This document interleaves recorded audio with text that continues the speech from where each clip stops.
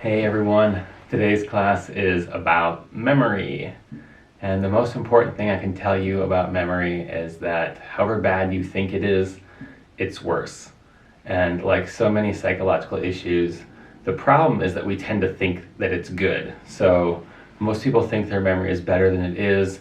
This can be really detrimental in extreme cases like the law, where we rely on eyewitness testimony, and 75% of the wrongful convictions that we know of involve faulty eyewitness testimony. So eyewitness testimony is generally extremely unreliable, but extremely relied upon by witnesses, especially when someone's really confident. That person did it, I saw them do it, I know they did it.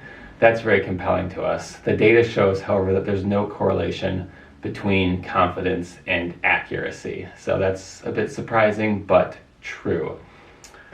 Let's see. What else should I tell you about memory? 3 stages. You probably got this from your book. Encoding, storage, and retrieval. So encoding is getting things in there to begin with, which is tough because there are about 4 teraflops, which is a million. So 4 million bits of information bombarding you at any time. You don't encode the vast majority of it, and therefore you don't remember it. If I asked you to recall details of our classroom now, or it's possible even if you were to close your eyes in your current room, there's a lot going on there that you might not be able to recall, depending on how important those details were to you and whether or not you encoded them. We just miss a lot. In general, we have an action focus. We're more likely to recall something that's happening as opposed to something passive.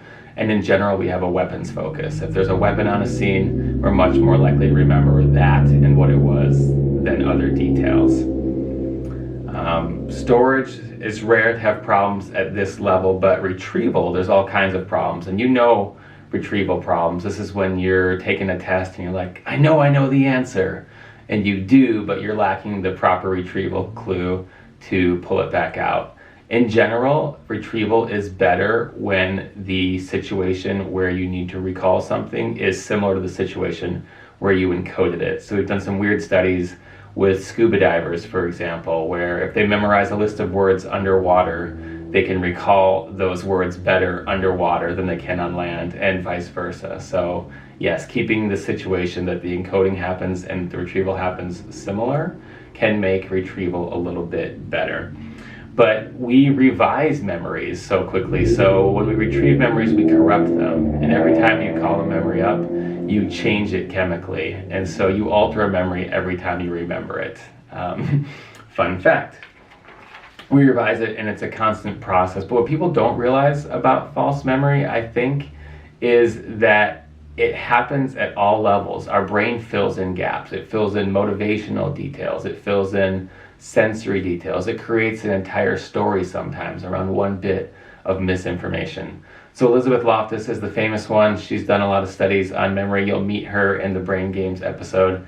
I have a friend who met her, and he said you can't meet Loftus without meeting her bodyguards first. So I will let you ponder that one. Why would an expert in memory potentially have their life threatened? Why is this dangerous business to go into? And we can talk more about that later. But Loftus has done several studies. One she's done, she'll show a simulated car crash, and she'll ask either how fast were the cars going when they hit each other or how fast were the cars going when they smashed each other.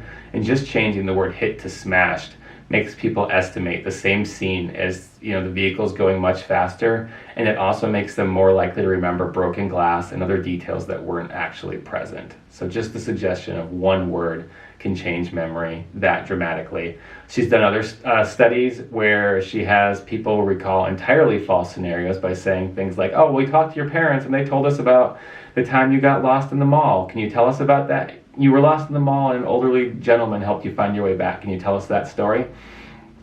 Not only do people say, oh yeah, that happened, but like I said, they fill in the details. They remember what mall. They remember how scared they were. They remember what this alleged old person's hand felt like. So our brain's very good at filling in gaps. Another memory story came from a friend of a friend who used to sneak onto ski slopes. Don't do this. But apparently you need like a lift ticket when you're on, I don't ski, but you need like a ticket, right, to prove that you paid to be there. And this guy got caught by the ski patrol or whoever does this thing. And they marched him down to the office and, he told them, whatever.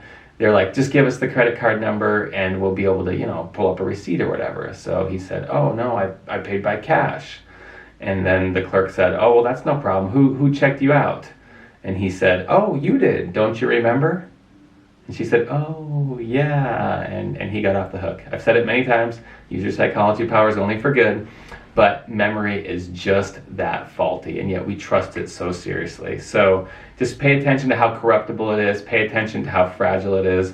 Cut people slack when they don't remember. Check out the Brain Games video. This is not an online teaching maneuver. This is exactly what we would have been watching in the classroom if we were there. So I think you'll really enjoy it. Give you a chance to sort of see your memory at work in action. And then as a little bonus article, I included just a little blog I wrote about childhood nostalgia and kind of revisiting things for a month, kind of going down memory lane. That one's entirely optional, but check it out if you like. Definitely watch the Brain Games though, and I'll look forward to hearing all of your thoughts.